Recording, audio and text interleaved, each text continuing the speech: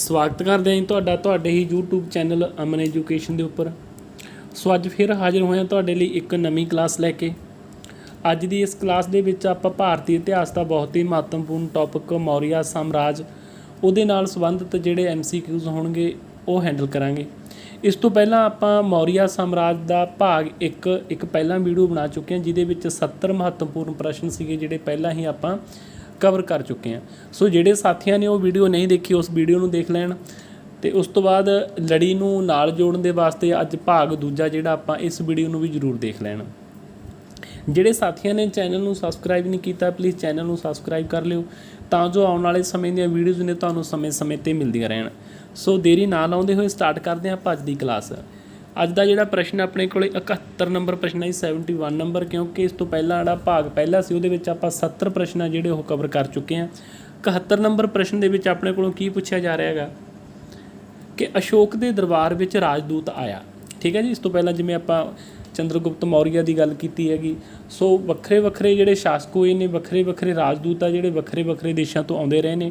इदां दे प्रश्न जिहड़े पेपरां दे विच अक्सर पूछे जाते हैं। 71 नंबर प्रश्न का जिहड़ा राइट आंसर होवेगा जी वो होवेगा ऑप्शन ए डायनीसियस सीगा जिहड़ा वो अशोक के समय राजदूत के रूप में आया सीगा जी। प्रश्न नंबर 72 अशोक बुद्ध धर्म का प्रसार करने लई संघ मित्रां नूं भेजदा है। ठीक है। आप पिछली क्लास गल की सी कि अशोक सी जिहड़ा बुद्ध धर्म नूं ग्रहण कर लैंदा गा ते सब तो वध जिहड़ा बुद्ध धर्म का विकास होयागा वो अशोक के समय दे विच होयागा। तो यदा जिहड़ा करैक्ट आंसर होवेगा वो होवेगा ऑप्शन डी श्रीलंका भेजा गया सीगा जी। ठीक है। अशोक के किन्ने शिलालेख मन्ने गए हैं? अशोक के किन्ने शिलालेख मन्ने गए हैं? 73 नंबर प्रश्न का जिहड़ा करैक्ट आंसर होवेगा वो होवेगा जी सी 14 मन्ने गए हैं। जदों भी असीं पेपर की तैयारी करनी हैगी सिर्फ इदां नहीं हैगा कि उन्होंने ज़्यादा डीपली ना उतरिया जाए, क्योंकि आसर पेपर है जिहड़ा मीडियम लैवल जां दे ही क्वेश्चन साडे कोलों पूछे जाते हैं। ठीक है। इत्थे ही क्वेश्चन है जिहड़ा कि किन्ने शिलालेख सीगे 14 ते 14 दे 14 सानूं याद करन दी लोड़ नहीं हैगी। उहदे विचों जिवें आपां अगले क्वेश्चनां दे विच भी तुहाडे सामने प्रश्न आउणगे कुछ कुछ जिहड़े शिलालेख इंपॉर्टेंट ने उन्हां नूं ही आपां याद करना हुंदा गा। अगला प्रश्न देखते हैं जी। अशोक के शिलालेखां की खोज की। इंपॉर्टेंट आ बड़ा ये क्वेश्चन बहुत बार पूछा होयागा। ठीक है जी। अशोक के जिहड़े शिलालेख आ उन्हां दी खोज किहने कीती सी? तां फैन थेलर ने की सी जी। ऑप्शन ए काफ़ी इंपॉर्टेंट है जी, इनू ध्यान च रखे इस क्वेश्चन को। ठीक है। अगला प्रश्न देखते हैं जी। प्रश्न नंबर 75 वो भी इसे नाल ही जुड़िया होयागा कि अशोक के शिलालेखां की खोज किस साल हुंदी है? अशोक के शिलालेखां की खोज किहड़े साल हुंदी है? तो ऑप्शन बी है जिहड़ा वो राइट आंसर होवेगा 1750 दे विच। ठीक है। किहने कीती है ये भी असीं ध्यान च रखना गा ते खोज किहड़े साल हुंदी है इनू भी ध्यान च रखना गा। 1750 का साल आ जिहड़ा। अगला प्रश्न देखते हैं जी।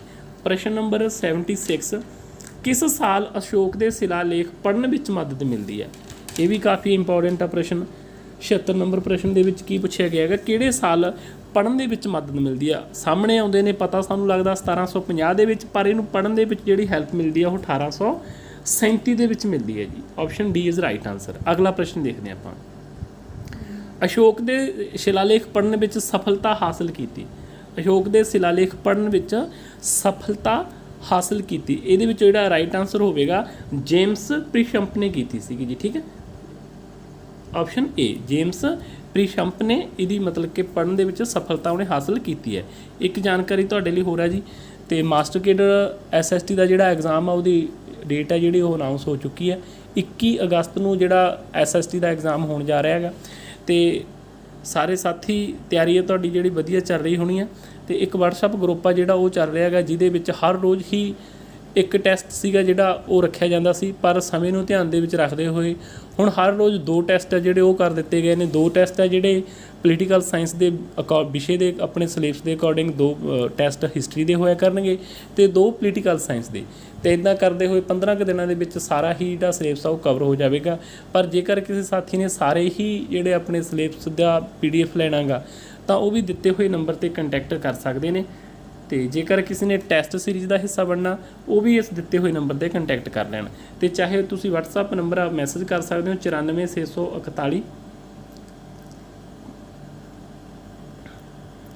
30 522। ठीक है जी। इस नंबर पर भी तुसी कंटैक्ट कर सकते होगे। अगला प्रश्न देखते हैं जी आप। 78 ਨੰਬਰ ਪ੍ਰਸ਼ਨ 'ਤੇ ਪੁੱਛਿਆ ਕਿ ਪਸ਼ੂ ਬਲੀ ਦੀ ਬੁਰਾਈ ਕੀਤੀ ਹੈ। ਠੀਕ ਹੈ, 78 ਨੰਬਰ ਪ੍ਰਸ਼ਨ 'ਚ ਪੁੱਛਿਆ ਕਿ ਜਿਹੜੀ ਪਸ਼ੂ ਬਲੀ ਆ ਉਹਨੂੰ ਮਨਾ ਕੀਤਾ ਸੀਗਾ, ਕਿਹੜੀ ਮਤਲਬ ਕਿ ਕਿਹੜੇ ਸਿਲਾਲੇਖ ਦੇ ਵਿੱਚ ਕੀਤਾ ਸੀ। ਤਾਂ ਇਹਦਾ ਜਿਹੜਾ ਕਰੈਕਟ ਆਂਸਰ ਹੋਵੇਗਾ ਆਪਸ਼ਨ ਏ ਹੋਵੇਗਾ, ਪਹਿਲੇ ਸਿਲਾਲੇਖ ਦੇ ਵਿੱਚ ਹੀ ਮਨਾਹੀ ਕੀਤੀ ਗਈ ਹੈਗੀ ਜਿਹੜੀ ਪਸ਼ੂਆਂ ਦੀ ਬਲੀ ਦੀ। ਅਗਲਾ ਪ੍ਰਸ਼ਨ ਦੇਖਦੇ ਹਾਂ, ਸਾਰੇ ਧਰਮਾਂ ਦਾ ਆਦਰ ਕਰਨ ਦੀ ਗੱਲ ਕੀਤੀ ਗਈ ਹੈ। 79 ਦੇ ਵਿੱਚ ਪੁੱਛਿਆ ਕਿ ਸਾਰੇ ਧਰਮਾਂ ਦਾ ਆਦਰ ਕਰਨ ਦੀ ਗੱਲ ਕੀਤੀ ਹੈਗੀ ਅਸ਼ੋਕ ਨੇ, ਤਾਂ ਕਿਹੜੇ ਸਿਲਾਲੇਖ ਦੇ ਵਿੱਚ? 7ਵੇਂ ਸਿਲਾਲੇਖ ਦੇ ਵਿੱਚ। ਅਗਲਾ ਪ੍ਰਸ਼ਨ ਦੇਖਦੇ ਹਾਂ ਜੀ, ਸਭ ਤੋਂ ਲੰਮਾ ਸਿਲਾਲੇਖ ਮੰਨਿਆ ਗਿਆ, ਇਹ ਕਾਫੀ ਇੰਪੋਰਟੈਂਟ ਹੈ ਜੀ ਇਹ ਵੀ ਪ੍ਰਸ਼ਨ, 7ਵਾਂ ਸਿਲਾਲੇਖ। ਅਗਲਾ ਪ੍ਰਸ਼ਨ ਦੇਖਦੇ ਹਾਂ ਜੀ, ਕਲਿੰਗਾ ਦਾ ਯੁੱਧ ਦਾ ਵਰਣਨ ਮਿਲਦਾ ਹੈ। ਜਿਹੜਾ ਕਲਿੰਗਾ ਦਾ ਯੁੱਧ ਆ ਨਾ ਕਾਫੀ ਇੰਪੋਰਟੈਂਟ ਹੈ ਇਹ, ਮਤਲਬ ਕਿ ਇਹਦੇ ਨਾਲ ਰਿਲੇਟਡ ਕਦੋਂ ਹੋਇਆਗਾ, ਜਾਂ ਕਲਿੰਗਾ ਦਾ ਰਾਜਾ ਕੌਣ ਸੀਗਾ, ਕਿਹੜੇ ਵਰੇ ਹੁੰਦਾ ਹੈਗਾ, ਹੈ ਨਾ, ਕੀ ਮਤਲਬ ਕਿ ਕੀ ਪਰਿਵਰਤਨ ਆਉਂਦਾ ਹੈਗਾ ਅਸ਼ੋਕ ਦੇ ਜੀਵਨ ਦੇ ਵਿੱਚ, ਅਤੇ ਕਾਫੀ ਮਹੱਤਵਪੂਰਨ ਜਿਹੜਾ ਇਹ ਸਥਾਨ ਰੱਖਦਾ ਹੈਗਾ ਕਲਿੰਗਾ ਦਾ ਯੁੱਧ। ਅਤੇ ਸਾਨੂੰ ਕਿਹੜੇ ਸਿਲਾਲੇਖ ਦੇ ਵਿੱਚ ਜਿਹੜਾ ਇਹਦਾ ਵਰਣਨ ਹੈਗਾ ਮਿਲਦਾ ਹੈਗਾ? ਆਪਣਾ 81 ਨੰਬਰ ਪ੍ਰਸ਼ਨ ਦਾ ਜਿਹੜਾ ਸਹੀ ਆਨਸਰ ਹੋਊਗਾ 13ਵੇਂ ਸਿਲਾਲੇਖ ਦੇ ਵਿੱਚ। ਠੀਕ ਹੈ ਜੀ, ਕਲਿੰਗਾ ਦੇ ਯੁੱਧ ਦਾ ਵਰਣਨ ਮਿਲਦਾ ਹੈਗਾ 13ਵੇਂ ਸਿਲਾਲੇਖ ਦੇ ਵਿੱਚ। ਅਗਲਾ ਪ੍ਰਸ਼ਨ 82, ਬ੍ਰਹਮੀ ਲਿਪੀ ਲਿਖੀ ਜਾਂਦੀ ਸੀ।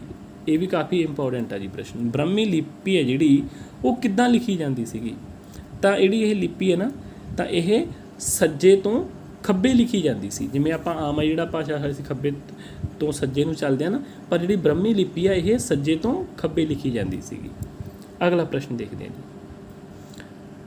ਸਿਲਾਲੇਖਾਂ ਲਈ ਕਿਹੜੀ ਭਾਸ਼ਾ ਵਰਤੀ ਹੈ? ਭਾਸ਼ਾ ਅਤੇ ਜਿਹੜੀ ਲਿਪੀ ਹੈ ਨਾ, ਇਹ ਦੋ ਵੱਖ-ਵੱਖ ਚੀਜ਼ਾਂ ਹੁੰਦੀਆਂ ਨੇ, ਕਿਉਂਕਿ ਅਸੀਂ ਕਈ ਵਾਰੀ ਬੜਾ ਈਜ਼ੀ ਜਿਹਾ ਕੁਐਸਚਨ ਹੁੰਦਾ ਉਹਨੂੰ ਗਲਤ ਕਰ ਬੈਠਦੇ ਹਾਂ।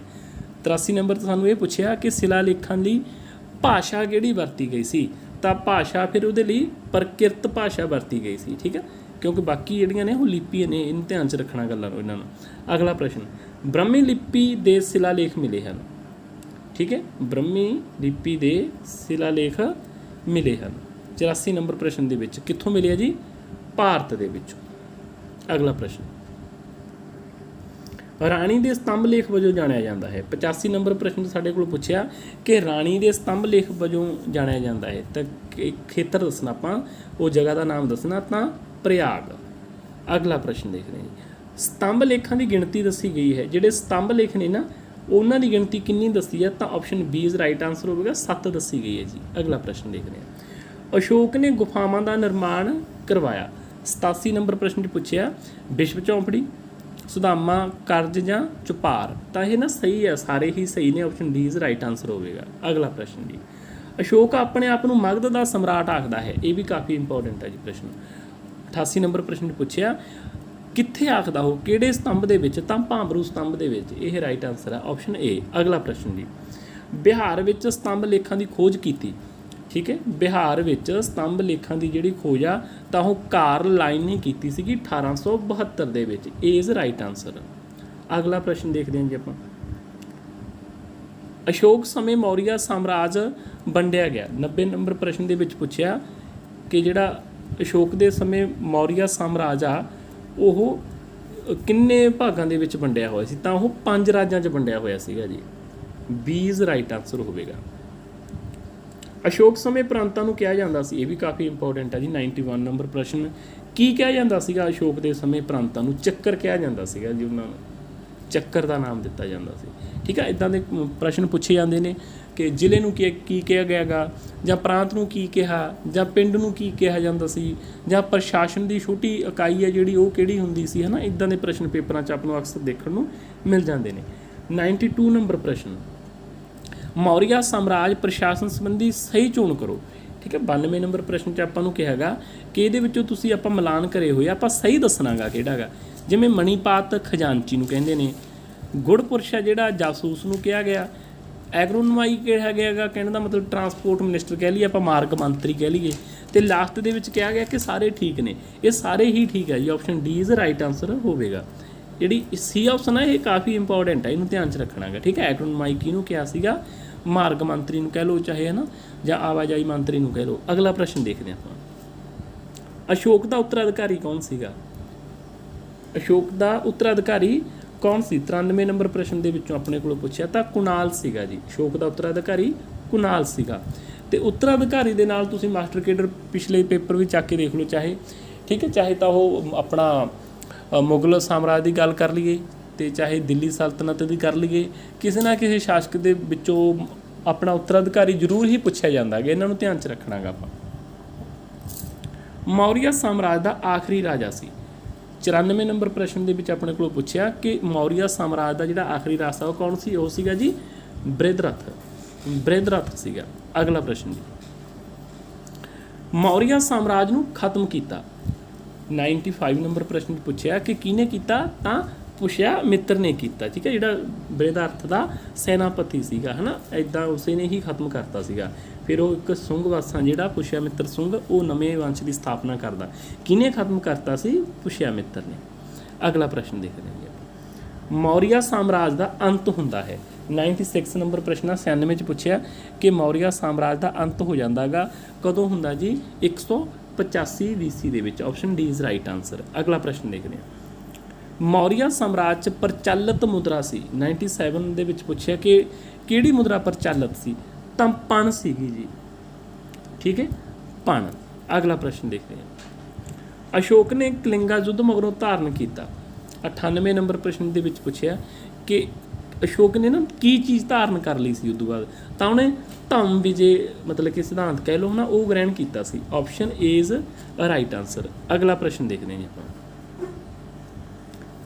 ਅਸ਼ੋਕ ਨੇ ਬੁੱਧ ਧਰਮ ਦੀ ਸਿੱਖਿਆ ਲਈ। 99 ਨੰਬਰ ਪ੍ਰਸ਼ਨ ਦੇ ਵਿੱਚ ਪੁੱਛਿਆ ਕਿ ਅਸ਼ੋਕ ਨੇ ਬੁੱਧ ਧਰਮ ਦੀ ਸਿੱਖਿਆ ਲਈ ਹੈ ਤਾਂ ਕੀ ਤੋਂ ਲਈ ਹੈਗੀ? ਉਪਗੁਪਤ ਤੋਂ ਲਈ ਸੀਗੀ ਜੀ। 99 ਨੰਬਰ ਪ੍ਰਸ਼ਨ ਦਾ ਆਨਸਰ ਹੋਵੇਗਾ B. Option is right answer. ਅਗਲਾ ਪ੍ਰਸ਼ਨ ਦੇਖਦੇ ਹਾਂ, ਪ੍ਰਸ਼ਨ ਨੰਬਰ 100, ਮੌਰੀਆ ਸਾਮਰਾਜ ਵਿੱਚ ਜ਼ਿਲ੍ਹੇ ਨੂੰ ਕੀ ਕਿਹਾ ਜਾਂਦਾ ਸੀ? ਠੀਕ ਹੈ ਜੀ, ਤਾਂ ਜ਼ਿਲ੍ਹੇ ਨੂੰ ਕੀ ਨਾਮ ਦਿੱਤਾ ਜਾਂਦਾ ਸੀ? ਤਾਂ ਮੰਡਲ ਕਿਹਾ ਜਾਂਦਾ ਸੀਗਾ ਜੀ ਜ਼ਿਲ੍ਹੇ ਨੂੰ। ਮੌਰੀਆ ਸਾਮਰਾਜ ਵਿੱਚ ਜ਼ਿਲ੍ਹੇ ਨੂੰ ਕੀ ਕਿਹਾ ਜਾਂਦਾ ਸੀ? ਮੰਡਲ। ਅਗਲਾ ਪ੍ਰਸ਼ਨ 101 ਨੰਬਰ ਪ੍ਰਸ਼ਨ, ਮੌਰੀਆ ਸਾਮਰਾਜ ਵਿੱਚ ਬਲਾਕ ਪੱਧਰ ਨੂੰ ਕੀ ਆਖਦੇ ਸੀ? ਮੌਰੀਆ ਸਾਮਰਾਜ ਵਿੱਚ ਬਲਾਕ ਪੱਧਰ ਨੂੰ ਕੀ ਆਖਦੇ ਸੀ? 101 ਨੰਬਰ ਪ੍ਰਸ਼ਨ ਦੇ ਵਿੱਚ ਇਹਦਾ ਜਿਹੜਾ ਕਰੈਕਟ ਆਨਸਰ ਹੋਵੇਗਾ ਜੀ, ਇਹ ਸੀ ਆਨਸਰ ਹੈ ਜਿਹੜਾ ਉਹ ਰਾਈਟ ਹੋਵੇਗਾ। ਆਹਰ ਕਿਹਾ ਜਾਂਦਾ ਸੀਗਾ। ਕਾਫੀ ਇੰਪੋਰਟੈਂਟ ਨੇ ਤੁਹਾਡੇ ਲਈ ਇਹ ਪ੍ਰਸ਼ਨ। ਪਲੀਜ਼ ਵੀਡੀਓ ਨੂੰ ਧਿਆਨ ਦੇ ਨਾਲ ਦੇਖਿਓ ਅਤੇ ਜਾਂ ਇਹਨੂੰ ਤੁਸੀਂ ਪਲੀਜ਼ ਆਪਣਾ ਨੋਟ ਡਾਊਨ ਕਰਦੇ ਜਾਇਓ। ਜੇਕਰ ਕਿਸੇ ਨੇ ਇੱਦਾਂ ਹੀ PDF ਤੁਹਾਨੂੰ ਸਾਰੀਆਂ ਹੀ ਚਾਹੀਦੀਆਂ ਨੇ ਤਾਂ ਉਹ ਦਿੱਤੇ ਹੋਏ ਨੰਬਰ 'ਤੇ ਕੰਟੈਕਟ ਵੀ ਕਰ ਸਕਦੇ ਹੋਗੇ। ਅਤੇ ਅਗਲਾ ਪ੍ਰਸ਼ਨ ਦੇਖਦੇ ਹਾਂ ਆਪਾਂ, ਮੌਰੀਆ ਸਾਮਰਾਜ ਵਿੱਚ ਬਲਾਕ ਪੱਧਰ ਦੇ ਮੁਖੀ ਨੂੰ ਕੀ ਆਖਦੇ ਸੀ? 102 ਨੰਬਰ ਪ੍ਰਸ਼ਨ ਦੇ ਵਿੱਚ ਪੁੱਛਿਆ ਗਿਆ ਕਿ ਬਲਾਕ ਪੱਧਰ ਦਾ ਮੁਖੀ ਹੈ ਜਿਹੜਾ ਕੀ ਕਹਾਉਂਦਾ ਸੀ? ਤਾਂ ਉਹਨੂੰ ਕਿਹਾ ਜਾਂਦਾ ਸੀਗਾ ਜੀ ਸਮਹਾਰਤਾ ਕਿਹਾ ਜਾਂਦਾ ਸੀਗਾ। ਠੀਕ ਹੈ, ਇਹ ਆਪਸ਼ਨ ਇਜ਼ ਰਾਈਟ ਆਨਸਰ। ਅਗਲਾ ਪ੍ਰਸ਼ਨ ਜੀ, ਮੌਰੀਆ ਸਾਮਰਾਜ ਵਿੱਚ ਨਿੱਜੀ ਅਧਿਕਾਰ ਦੀ ਭੂਮੀ ਖਵਾਉਂਦੀ ਸੀ। 103 ਨੰਬਰ ਪ੍ਰਸ਼ਨ ਪੁੱਛਿਆ ਕਿ ਜਿਹੜੀ ਮੌਰੀਆ ਸਾਮਰਾਜ 'ਚ ਨਿੱਜੀ ਅਧਿਕਾਰ ਦੀ ਭੂਮੀ ਨੂੰ ਕੀ ਕਿਹਾ ਜਾਂਦਾ ਸੀ? ਭਾਗ ਕਿਹਾ ਜਾਂਦਾ ਸੀਗਾ ਜੀ। ਇਸੇ ਪ੍ਰਸ਼ਨ ਨੂੰ ਇੱਦਾਂ ਵੀ ਪੁੱਛਿਆ ਜਾ ਸਕਦਾ ਕਿ ਭਾਗ ਆ ਜਿਹੜੀ ਕਿਹੜੀ ਭੂਮੀ ਨੂੰ ਕਿਹਾ ਜਾਂਦਾ ਸੀ? ਨਿੱਜੀ ਅਧਿਕਾਰ ਵਾਲੀ ਨੂੰ ਕਿਹਾ ਜਾਂਦਾ ਸੀ। ਅਗਲਾ ਪ੍ਰਸ਼ਨ ਦੇਖਦੇ ਹਾਂ, ਮੌਰੀਆ ਕਾਲ ਵਿੱਚ ਸਰਕਾਰੀ ਅਧਿਕਾਰ ਦੀ ਭੂਮਿਕਾ ਹੁੰਦੀ ਸੀ। ਕਹਿਣ ਦਾ ਮਤਲਬ ਜਿਹੜੀ ਭੂਮੀ 'ਤੇ ਸਰਕਾਰ ਦਾ ਕੰਟਰੋਲ ਹੁੰਦਾ ਸੀ ਨਾ, ਅਤੇ ਉਹਨੂੰ ਕਿਹੜੀ ਭੂਮੀ ਕਿਹਾ ਜਾਂਦਾ ਸੀ? ਤਾਂ ਸੀਤਾ ਕਿਹਾ ਜਾਂਦਾ ਸੀਗਾ ਜੀ। ਠੀਕ ਹੈ, ਸੀਤਾ ਭੂਮੀ ਕਿਹਾ ਜਾਂਦਾ ਸੀਗਾ। ਅਗਲਾ ਪ੍ਰਸ਼ਨ ਦੇਖਦੇ ਹਾਂ, ਬਿਸਟੀ ਕਿਸੇ ਲੋਕ ਸਨ। ਠੀਕ ਹੈ, ਬਿਸਟੀ ਕਿਸੇ ਲੋਕ ਸੀਗੇ। ਇਹ ਕਿਹਨਾਂ ਨੂੰ ਕਿਹਾ ਗਿਆ ਹੈਗਾ? ਤਾਂ ਇਹ ਜਿਹੜੇ ਬਿਨਾਂ ਤਨਖਾਹ ਤੋਂ ਕੰਮ ਕਰਦੇ ਸੀ। ਇਹ ਕਾਫੀ ਇੰਪੋਰਟੈਂਟ ਹੈ ਜੀ, ਬਹੁਤ ਵੈਰੀ ਇੰਪੋਰਟੈਂਟ ਪੁਆਇੰਟ ਹੈ। ਇਹਨੂੰ ਨੋਟ ਕਰੋ ਧਿਆਨ ਦੇ ਨਾਲ। ਬਿਸਟੀ ਲੋਕ ਸੀਗੇ ਜਾਂ ਬਿਸਟੀ ਕਿਸੇ ਲੋਕ ਸੀਗੇ, ਬਿਨਾਂ ਤਨਖਾਹ ਤੋਂ ਕੰਮ ਕਰਦੇ ਸੀ। ਕਹਿਣ ਦਾ ਮਤਲਬ ਨਾ ਆਪਾਂ ਇਹਨਾਂ ਨੂੰ ਦਾਸ ਕਹਿ ਸਕਦੇ ਹਾਂਗੇ। ਠੀਕ ਹੈ, ਬਿਨਾਂ ਤਨਖਾਹ ਤੋਂ ਕੰਮ ਕਰਨ ਵਾਲੇ ਲੋਕ ਸੀ, ਬਿਸਟੀ ਕਿਸੇ ਲੋਕ ਕਿਹਾ ਜਾਂਦਾ ਸੀ ਇਹਨਾਂ ਨੂੰ। Option C is right answer. ਅਗਲਾ ਪ੍ਰਸ਼ਨ ਦੇਖਦੇ ਹਾਂਗੇ, ਮਾਸਕ ਕਿਹਾ ਗਿਆ ਹੈ। 106 ਨੰਬਰ ਪ੍ਰਸ਼ਨ ਦੇ ਵਿੱਚ ਪੁੱਛਿਆ ਗਿਆ ਆਪਣੇ ਕੋਲੋਂ ਕਿ ਮਾਸਕ ਕਿਹਨੂੰ ਕਿਹਾ ਗਿਆ ਹੈਗਾ? ਤਾਂ ਤਾਂਬੇ ਦਾ ਵੱਡਾ ਸਿੱਕਾ ਹੈਗਾ ਜਿਹੜਾ, ਉਹਨੂੰ ਮਾਸਕ ਕਿਹਾ ਗਿਆ ਹੈ ਜੀ। Option A is right answer ਹੋਵੇਗਾ। ਠੀਕ ਹੈ, 106 ਨੰਬਰ ਪ੍ਰਸ਼ਨ ਦਾ ਜਿਹੜਾ ਸਹੀ ਆਨਸਰ ਆ ਆਪਸ਼ਨ ਏ। ਅਗਲਾ ਪ੍ਰਸ਼ਨ, ਮੌਰੀਆ ਸਾਮਰਾਜ ਦੇ ਸਿੱਕੇ ਸਨ। ਠੀਕ ਹੈ, ਇਹ ਵੀ ਕਾਫੀ ਇੰਪੋਰਟੈਂਟ ਹੈ ਜੀ। 107 ਨੰਬਰ ਪ੍ਰਸ਼ਨ, ਇਹਨੂੰ ਨਾ 5 ਕੋਇਨਸ ਜਾਂ ਪੰਜ ਚਿੰਨ੍ਹ ਹੈ ਨਾ, ਪੰਜ ਵਟ ਇੱਦਾਂ ਦੇ ਨਾਮ ਸਾਨੂੰ ਦੇਖਣ ਨੂੰ ਮਿਲਦੇ ਨੇ। ਪੰਜ ਚਿੰਨ੍ਹ ਕਹਿ ਸਕਦੇ ਆਪਾਂ ਜਿਹੜੇ ਮੌਰੀਆ ਸਾਮਰਾਜ ਦੇ ਸਿੱਕੇ ਸੀ, ਪੰਜ ਚਿੰਨ੍ਹ ਸੀ ਉਹ। ਅਗਲਾ ਦੇਖਦੇ ਹਾਂ ਜੀ, ਮੌਰੀਆ ਸਾਮਰਾਜ ਉੱਪਰ ਸਭ ਤੋਂ ਜ਼ਿਆਦਾ ਲਿਖਿਆ। ਠੀਕ ਹੈ, 108 ਨੰਬਰ ਪ੍ਰਸ਼ਨ ਦੇ ਵਿੱਚ ਪੁੱਛਿਆ ਕਿ ਮੌਰੀਆ ਸਾਮਰਾਜ ਦੇ ਉੱਪਰ ਸਭ ਤੋਂ ਵੱਧ ਕਿਹੜੇ ਮਤਲਬ ਕਿ ਇਤਿਹਾਸਕਾਰ ਨੇ ਜਾਂ ਲੇਖਕ ਨੇ ਲਿਖਿਆ ਗਾ? ਇਹਦੇ ਵਿੱਚੋਂ ਸੀ ਆਪਸ਼ਨ ਰਾਈਟ ਹੋਵੇਗੀ, ਰੋਸਲਾ ਥਾਪਰ ਨੇ ਲਿਖਿਆ ਹੈਗਾ ਜੀ ਜ਼ਿਆਦਾ। ਮੌਰੀਆ ਸਾਮਰਾਜ ਦੇ ਉੱਪਰ ਰੋਸਲਾ ਥਾਪਰ ਨੇ ਸਭ ਤੋਂ ਵੱਧ ਲਿਖਿਆ ਹੈਗਾ। ਅਗਲਾ ਪ੍ਰਸ਼ਨ, ਕਿਹੜੇ ਬੋਧੀ ਗ੍ਰੰਥ ਵਿੱਚ ਅਸ਼ੋਕ ਦਾ ਜ਼ਿਕਰ ਕੀਤਾ ਗਿਆ ਹੈਗਾ? 109 ਨੰਬਰ ਪ੍ਰਸ਼ਨ ਦੇ ਵਿੱਚ ਪੁੱਛਿਆ ਕਿਹੜੇ ਬੋਧੀ ਗ੍ਰੰਥ 'ਚ ਅਸ਼ੋਕ ਦਾ ਜ਼ਿਕਰ ਕੀਤਾ, ਤਾਂ A ਇਜ਼ ਰਾਈਟ ਆਨਸਰ ਹੋਵੇਗਾ ਮਹਾਵੰਸ਼ ਦੇ ਵਿੱਚ। ਅਗਲਾ ਪ੍ਰਸ਼ਨ ਦੇਖਦੇ ਹਾਂ। 110 ਨੰਬਰ ਪ੍ਰਸ਼ਨ, ਭਾਰਤੀ ਲਿਖਣ ਦੀ ਕਲਾ ਨਹੀਂ ਜਾਣਦੇ, ਇਹ ਕਿਹਨੇ ਕਿਹਾ ਸੀਗਾ? ਇਹ ਵੀ ਕਾਫੀ ਇੰਪੋਰਟੈਂਟ ਹੈ ਜੀ। 110 ਨੰਬਰ ਪ੍ਰਸ਼ਨ ਮੈਗਸਥਨੀਜ਼ ਨੇ ਕਹੀ ਸੀ ਇਹ ਗੱਲ, ਕਹਿੰਦਾ ਵੀ ਭਾਰਤੀ ਆ ਜਿਹੜੇ ਉਹ ਲਿਖਣ ਦੀ ਕਲਾ ਨਹੀਂ ਜਾਣਦੇ ਹੈਗੇ। ਕਿਸ ਮੌਰੀਆ ਸ਼ਾਸਕ ਨੇ ਸ਼੍ਰੀਨਗਰ ਦੀ ਸਥਾਪਨਾ ਕੀਤੀ ਹੈ ਜਾਂ ਸਥਾਪਿਤ ਕੀਤਾ ਹੈਗਾ? 111 ਨੰਬਰ ਪ੍ਰਸ਼ਨ 'ਚ ਪੁੱਛਿਆ ਸ਼੍ਰੀਨਗਰ ਆ ਜਿਹੜਾ ਕਿਹਨੇ ਸਥਾਪਿਤ ਕੀਤਾ, ਤਾਂ ਸੀ ਇਜ਼ ਰਾਈਟ ਆਨਸਰ ਹੋਵੇਗਾ ਅਸ਼ੋਕ ਨੇ ਕੀਤਾ ਸੀਗਾ ਜੀ। ਅਗਲਾ ਪ੍ਰਸ਼ਨ 112 ਨੰਬਰ ਪ੍ਰਸ਼ਨ ਦੇ ਵਿੱਚ ਸਾਡੇ ਕੋਲ ਪੁੱਛਿਆ ਗਿਆ ਹੈਗਾ ਕਿ ਗਲਤ ਮਿਲਾਨ ਦੱਸੋ। ਠੀਕ ਹੈ, ਸਾਨੂੰ 4 ਮਿਲਾਨ ਦਿੱਤੇ ਜਿਵੇਂ ਬਿੰਦੂਸਾਰ, ਮਿੱਤਰਘਾਤ, ਅਸ਼ੋਕ ਪ੍ਰਿਯਦਾਸੀ, ਚੰਦਰਗੁਪਤ, ਸੈਂਡਰੋਕੋਟਸ, ਕਟਲਿਆ, ਮੁਦਰਾ ਰਾਕਸ।